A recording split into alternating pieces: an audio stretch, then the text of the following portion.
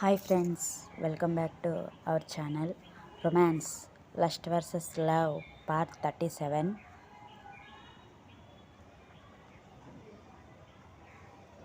తెలుసుకున్న తర్వాత అయితే అన్నయ్య వాళ్ళ ద్వారా అయినా రేఖని పెళ్ళికి ఒప్పించాలి. అందుకే రేఖ కన్నా వీళ్ళకి అయితేనే కరెక్ట్ అని వెంటనే రేఖ నెంబర్ డిలీట్ చేసేసి తన దగ్గర ఉన్న ఇంకొక నెంబర్కి కాల్ కలిపి రింగ్ అవుతుంది అన్నంతసేపు గుండెను అరచేతుల్లో పెట్టుకుని ఉంటారు ఆవిడ.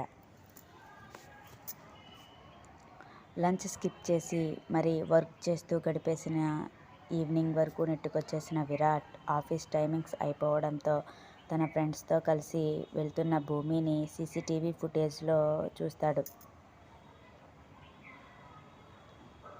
అప్పుడే ఇంటికి వెళ్ళిపోతున్నావా, మరి నీకు ఇచ్చిన వర్క్ ఏం చేసావు అని గబగబా వర్క్ అయిపోయిన తర్వాత ప్రతిరోజు ఆ రోజు అలాట్ చేసిన వర్క్ అంతా కంప్లీట్ చేసి తన మెయిల్కి పంపించే ఎంప్లాయీస్ మెయిల్ ఓపెన్ చేసి భూమి కంప్లీట్ చేసిన వర్క్ మెయిల్ ఓపెన్ చేసి చూస్తాడు. విరాట్ ఆర్డర్ వేసినట్టుగానే ఒక పక్క వర్క్ అంతా కంప్లీట్ చేయడంతో పాటు తను చెప్పిన బ్లూ ప్రింట్ కూడా ప్రిపేర్ చేసి మెయిల్కి ఒక 10 నిమిషాల ముందే సెండ్ చేసి ఉంటుంది భూమి. ఓహో, నిన్ను మాత్రం ఏదేమైనా ఈ వర్క్లో మెచ్చుకోకుండా ఉండలేకపోతాను భూమాత. నువ్వు ఎంత సెల్ఫ్ రెస్పెక్ట్ పొగరుతో నాకు ఎదురు సమాధానం చెప్పినా వర్క్ దగ్గరకు వచ్చేటి మటుకు నన్ను మంచి సాటిస్ఫై చేస్తావు. నీ వర్క్కి పేరు పెట్టాల్సిన పని లేకుండా చేస్తావు. ఇంత టాలెంట్ పెట్టుకుని ఇన్ని రోజులు ఎందుకు ఆ చిన్న కంపెనీలో వర్క్ చేశావు? మీ టాలెంట్కి ఏరికోరి జాబ్ ఇస్తారు కదా మరి. ఏదైతే ఏమైంది కానీ నాతో రోస్ట్ అవ్వాలని నువ్వు నా కంపెనీలోకి అడుగుపెట్టి నా కాళ్ళ కిందన నలగాలని నీకు ఆల్రెడీ రాసిపెట్టి ఉంది. అందుకని కొంచెం ఆలస్యమైన నా చేతుల్లో వచ్చి పడ్డావు. అవును కదా? అవును, అంతే అవుతుంది, ఇంకేమవుతుంది అనుకుంటాడు. ఉదయం ఎంత ఫోర్స్ కొట్టావు ప్రేమ, ఆ మాట ఎలా అలా అనాలనిపించింది నీకు? నా కళ్ళల్లో నీకు ప్రేమ కనిపించిందా? Non sense, rubbish. ఇంకోసారి ఇలాంటి పదం నీ నోటి నుంచి వచ్చింది అనుకో, పర్మనెంట్గా నేను క్లోజ్ చేయాల్సి వస్తుంది. ఏంటో ఇంకా ఏంటి నువ్వు అనేసిన మాటలు అనేసి వెళ్ళిపోయావు. అది కూడా కాకుండా మరొక బోనస్ అన్నట్టుగా నువ్వు ఏడుస్తూ రావుగారి దగ్గర సింపతి కొట్టేసి ఎప్పుడు నాకు ఎదురు సమాధానం చెప్పని, నాకు ఎప్పుడు నన్ను క్వశ్చన్ చేయని ఆయనతో కూడా అడ్వైజ్ ఇప్పించావు కదా. దీనికి పనిష్మెంట్ లేకుండా ఎలా వదిలేస్తాను అనుకుంటున్నావు మిస్ భూమాత అని అనుకుంటూ. ఇప్పుడైతే నవ్వుతూ వెళ్తున్నావు కదా, రేపు మళ్ళీ నువ్వు ఆఫీస్కి వచ్చిన తర్వాత ఆ నవ్వు ఎగిరిపోయేలా చేస్తా చూడు.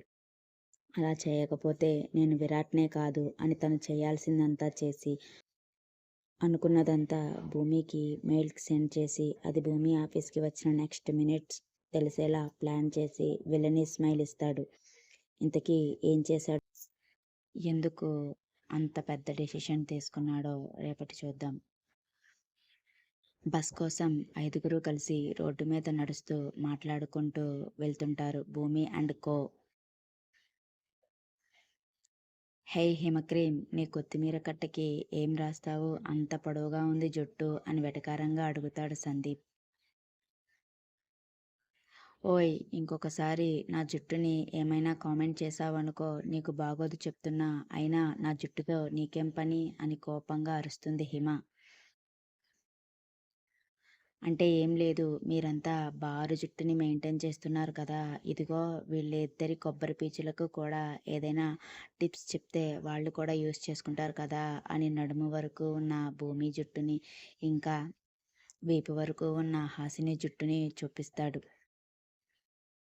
వాళ్ళిద్దరి జుట్టు చూసి వీపుకి కొంచెం పైన ఉన్న తన జుట్టుని చూసుకొని, యూ అంటే వాళ్ళిద్దరు జుట్టు నా జుట్టు కన్నా పొడుగ్గా ఉందనే కదా నన్ను ఎగతాళి చేస్తున్నావు అని కోపంగా తిడుతుంది. ఓహో, ఇది మరీ బాగుంది అమ్మా, మెచ్చుకున్నా కూడా ఈ పాడు సమాజం నమ్మడం లేదే అంటూ డ్రామాటిక్గా అంటూ సందీప్ని చూసి ఒళ్ళు మండిపోతుంది హిమాకి. సందీప్, నేను నార్మల్గా నడవమన్నానా అని పక్క నుండి భూమి వార్న్ చేస్తున్నా లేదు భూమి, ఏ సందీప్ చాలా చేస్తున్నాడు. ఈ మధ్యన నన్ను ఏడిపించడమే పనిగా పెట్టుకున్నాడు అని కోపంతో ముక్కు ఎగరేస్తుంది హిమ. నువ్వు కూడా ఏంటి హిమ వాడితో పాటు అని హాసిని హిమాని తన పక్కకి లాక్కుని, రేయ్ మీరిద్దరూ అటువైపు నడవండి. మా అమ్మాయిల వైపు వచ్చారనుకో మీకు మామూలుగా ఉండదు అని వేలు పెట్టి చూపిస్తుంది హాసిని. ఓహో! మీ అమ్మాయిలకి బాడీగార్డ్‌లా డ్యూటీ చేస్తున్నామమ్మా! అసలే మిస్ ఇండియాకి పోటీ చేసేలా ఉన్నారు కదా! ఏ బె ఈ బెంగుళూరు రోడ్ల మీద ట్రాఫిక్ జామ్ అయిపోతే ఎంత కష్టమైపోతుంది. అందుకనే మీ ఫేసెస్ కనిపించనివ్వకుండా ఇలా కవర్ చేస్తుంటే మమ్మల్ని దూరంగా పొమ్మంటావా అని అనగానే వినీత్ ఫక్కున నవ్వేస్తాడు. రేయ్ సందీప్, ఎందుకురా వాళ్ళని అలా ఏడిపిస్తావ్ అని అప్పటికే జాతరలో పోలేరమ్మలా పూనిన వాళ్ళలా ఊగిపోతున్న వాళ్ళని చూసి సందీప్ని కాపాడాలని హెల్ప్ చేయాలని చూస్తుంది భూమి. ఏ భూమి, నువ్వు అడ్డు తప్పుకో. వీడి పని ఈరోజు నా చేతిలో అయిపోయింది. లేకపోతే మమ్మల్ని ఇన్సల్ట్ చేస్తాడా? పోనీలే దాని జుట్టుని అన్నాడు అంటే నా మీద చిన్నగా ఉంది కదా అని ఊరుకున్నాను. ఇప్పుడు నన్నే అంటాడా అనగానే హిమ గుర్రుగా చూస్తుంది హాసినిని. ఓ హిమ, నిన్ను మర్చిపోయాను, పక్కనే ఉన్నావు కదా అని పళ్ళు ఇకిలించి తప్పుకో భూమి అని కోపంగా అంటున్న హాసినిని చూసి బాబోయ్ భయం వేసేస్తుంది, ఇప్పుడు ఎలా అని వణికిపోయినట్టుగా యాక్ట్ చేస్తాడు సందీప్.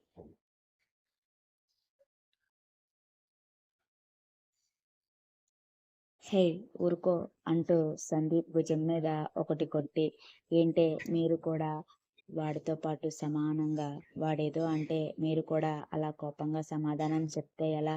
వాడు సరదాగా అంటాడు అని తెలుసు కదా అని చిరుకోపంగా అంటుంది. సరదాగా అంటే ఎలా నా భూమి? చూడు ఎలా అంటున్నాడో చూడు. ఖచ్చితంగా అన్నందుకు దెబ్బలైనా తినాలి, లేకపోతే పనిష్మెంట్ అయినా తీసుకోవాలి అంతే అని కోపంగా అంటుంది హిమ. వచ్చిందండి క్వీన్ ఎలిజబెత్ రాణి, ఈవిడ పనిష్మెంట్ ఇచ్చేస్తే తీసేసుకోవాలి మరి మేము అని వెటకారంగా అంటాడు పక్కనుండి. ఏయ్ నీకు ఈ మధ్యన చాలా పెరిగింది దా చాలా పెరిగిందిరా, నీకు నా చేతిలో గట్టిగా దెబ్బలు తినాలని రాసి పెట్టుంది, అందుకనే అలా ఊగిపోతున్నావు అని అంటుంది హాసిని. నేనా ఊగిపోతున్నానా అని ల్యాప్టాప్ బ్యాగ్తోనే రౌండ్గా తిరిగి, లేదే నార్మల్గానే రోడ్డు మీద తిరుగుతున్నాను, ఊగిపోవడానికి నేను ఇక్కడ జైంట్ వీల్ కూడా ఎక్కలేదు, ఇంకెందుకు ఊగిపోతాను అని అంటాడు. ఈసారి భూమికి కూడా నవ్వు వచ్చేస్తుంది అతడి మాటలకు. చూసావా చూసావా వాడిని వెనకేసుకుని వస్తున్నా వాడు ఎలా ఏడిపిస్తున్నాడో, అందుకనే చెప్తున్నాను భూమి, నువ్వు ఈరోజు నన్ను ఆపావనుకో వాడితో పాటు నీకు కూడా పడిపోతాయి దెబ్బలు అని అప్పటికే ఖాళీగా ఉన్న రోడ్లోకి వచ్చేయడంతో సందీప్ని పట్టుకోవడానికి పరిగెడుతుంది హాసిని. వదలొద్దు హాసిని, వాడికి నా పేరు కూడా చెప్పి ఇంకొక 4 వెయ్యి, లేకపోతే నా జుట్టునే కొత్తిమీర కట్ట అంటాడా, ఇంకా నేను అందంగా లేను అంటాడా అని కోపంగా ఇంకొంచెం ఎంకరేజ్ చేస్తుంది హిమ. ఓయ్ హిమక్రీమ్, ఏంటి దీన్ని చూసుకునే ఓ రెచ్చిపోతున్నావు? నాకు నువ్వు దొరక్కపోవు, అప్పుడు చెప్తాను నీ పని అని హిమకి వార్నింగ్ ఇస్తూనే హాసినికి దొరకకుండా ఉండడానికి ట్రై చేస్తాడు అతడు. కానీ చిన్నప్పుడే రన్నింగ్ రేస్లో ఫస్ట్ వచ్చిన మన హాసిని పాపకి సందీప్ని పట్టుకోవడం అంత కష్టం కాక చేతికి దొరికిపోయి తన చేతి దెబ్బలు తినడానికి మనసు ఒప్పుకోక, అది రోడ్డు మీద అమ్మాయి కొడుతుంది అని తన బలుపు అడ్డు వచ్చి తనతో పనిష్మెంట్ తీసుకోవడానికి బేరం కుదుర్చుకుంటాడు. భయ్యా తోడా ప్యాజ్ దేదో నా భయ్యా అంటూ అడిగి మరీ సిగ్గు లేకుండా పానీపూరి లాగించేస్తున్న హిమాని ఇంకా హాసినిని గుర్రుగా చూస్తాడు సందీప్.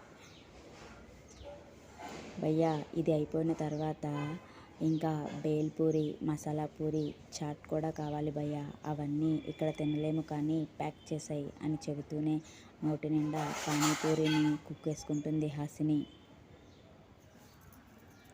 ఒసై ఒసై దెయ్యమా, నెమ్మదిగా తినవే, ఎవరు నీ దగ్గరవి లాక్కోరు.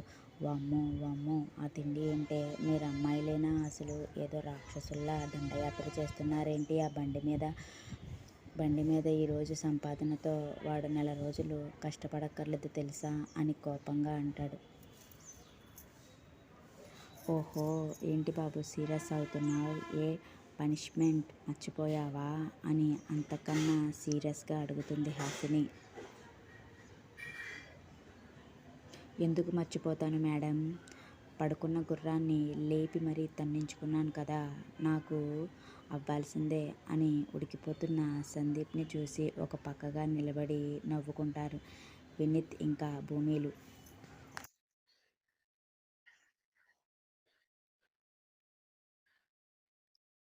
ఏంటి భూమి గారు, మీరు పానీపూరి తినరా? అమ్మాయిలకి పానీపూరికి విడదీయరా అని అనుబంధం ఉంటుంది అని విన్నాను. మీరు అసలు ఆ వైపే వెళ్ళడం లేదు అని తన పక్కనున్న భూమిని ఆశ్చర్యంగా అడుగుతాడు వినీత్. లేదు వినీత్ గారు, నాకు ఈ పానీపూరి ఇలాంటి ఫాస్ట్ ఫుడ్స్ ఏమీ నచ్చవు. నాకు ఏమైనా కావాలంటే కారం కారంగా, ఇంట్లోనే కారం కారంగా, పుల్ల పుల్లగా, మధ్య మధ్యలో పల్లీలు పంటికి తగులుతున్నట్టుగా హాట్ మిక్చర్ చేసుకుని తింటాను. అదే నాకు ఇష్టం కూడా అంటుంది. అదేంటి, బయటి షాపులలో అమ్ముతారు కదా మిక్చర్, మీరు ఇంట్లో కూడా తయారు చేసుకుంటారా అని ఆశ్చర్యంగా అడుగుతాడు. అంటే పూర్తిగా ఏం కాదండి. మిక్చర్ తీసుకుని దానిలో ఇంట్లో ఆనియన్ ఇంకా కొత్తిమీర, టమాటా, ఉప్పు, కారం, నిమ్మకాయ ఇవన్నీ వేసుకుని హాట్ మిక్చర్ చేసుకుంటాను. అదైతే నాకు చాలా ఇష్టం. అది సూపర్ ఉంటుంది. మీకు ఎప్పుడైనా చేసి పెడతానులేండి. ఒకసారి తిన్నారంటే టేస్ట్ వదలదు తెలుసా అంటూ అప్పటికే భూమి నోట్లో నీళ్లు ఊరిపోవడంతో నోటితో అని శబ్దం చేస్తుంది. ఏంటి భూమి గారు, మీరు ఇంటికి వెళ్ళిన తర్వాత చేస్తారో చేయరో తెలియదు కానీ మీరు చెప్పినది తలుచుకుంటేనే నా నోట్లో కూడా నీళ్లు ఊరిపోతున్నాయి తెలుసా అంటాడు వినీత్. మరి ఏమనుకున్నారు, మన హాట్ మిక్చర్ అంటే ఎంత బాగుంటుందో చిన్నప్పుడు మా అమ్మ నాకు 2 రోజులకు ఒకసారి చేసి పెట్టేది తెలుసా అని నవ్వుతూ చెబుతుంటే వినీత్ కూడా భూమి నవ్వుకి జత కలుపుతాడు. అప్పుడే జతకళ్ళు వాళ్ళిద్దరి పక్క నుండే క్రాస్ చేసుకుంటూ వెళ్తూ నవ్వుతున్న భూమి వినీతులను చూసి కళ్ళు చిన్నవి చేస్తాయి. ఎవరంటారబ్బా? ఒసై రాక్షసుల్లారా, పిల్ల దయ్యాల్లో ఇంకా తింటారే, అది కడుపా చెరువా? ఇప్పటికీ ఒక్కొక్కరు 10 ప్లేట్లు లాగించారు, 2 చాట్లు తిన్నారు. ఇంకా కడుపులో ఇంకెక్కడ ప్లేస్ ఉందని మసాలా పూరి ఇంటికి పార్సల్ చేయమంటున్నారు అని అప్పటికే తన జేబుకి చిల్లు పడిపోవడంతో బేలగా అడుగుతాడు సందీప్. ఆ మాటలకు బండి ఓనర్ సందీప్ని గుట్రుగా చూస్తాడు. ఎందుకంటే ఇక వీళ్ళ బేరం చూసేసుకుంటే ఇంటికి వెళ్ళిపోవచ్చు అని ఆయన సరదా అయింది. ఎందుకంటే మన పాపలు ఆ మాదిరి బిల్ చేశారు మరి.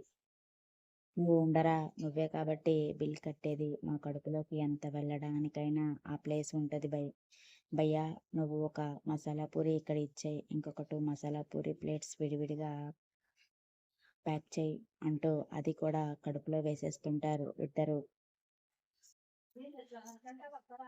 ఆ, నీకు ఇలాగే ఉండాలిరా, లేకపోతే నాదే కొత్తిమీర కట్ట అంటావా? నన్నేమో తిడతావా? ఇప్పుడేమో అందంగా కూడా లేను అని అంటావా? నీకు ఇలానే అవ్వాలి అని సందీప్ని తన చేతిలో ఉన్న మసాలా పూరిలో ఊహించుకుంటూ కసిగా తన పంటి కింద వేసి నలుపుతుంది హిమ.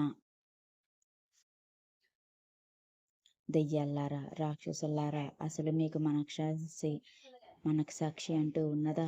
ఎందుకే ఇలా నా జేబుని చిల్లు పెట్టేస్తున్నారు అని తిట్టుకుంటూ, భూమి ప్లీజ్ నువ్వైనా చెప్పమ్మా, వాళ్ళిద్దరినీ ఆ బండి ఖాళీ చేసి రమ్మని చెప్పమ్మా అని భూమిని వేడుకుంటాడు. ఓయ్, ఎందుకు సందీప్ మరి దాంతో పెట్టుకుంటావు? దాని సంగతి తెలిసి కూడా దానితో పెట్టుకుంటావు? అది ఏదో ఒకటి అంటుంది, లేకపోతే ఇలాంటి పరిస్థితి తీసుకువచ్చి నీ జేబుకి చిల్లు పెడుతుంది. మీ ఇద్దరితో నేను పడలేకపోతున్నాను తెలుసా అని తిడుతూనే.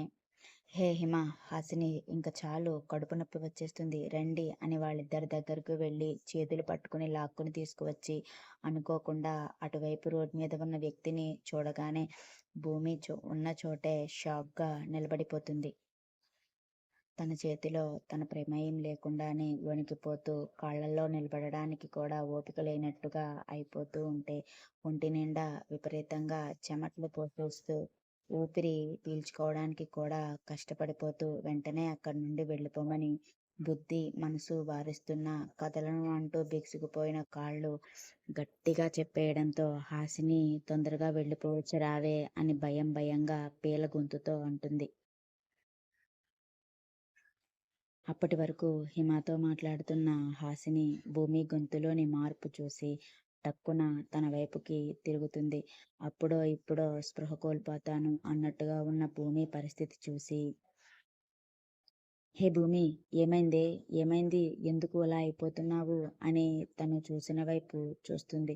అక్కడ ఉన్న ఏకలింగం తనకి కూడా కనిపించి తనకి కూడా భయం వేసేసి వెంటనే సందీప్ ఇంకా వినీతులను పిలిచి వాళ్ళకి విషయం చెప్పకుండానే భూమి ఉన్నట్టు అన్కాన్షియస్ అయిపోయింది అని వాళ్లకు భయపెట్టేసి అక్కడి నుండి హుటాహుటిన తీసుకువెళ్ళిపోయేలా కంగారు పెట్టేస్తుంది.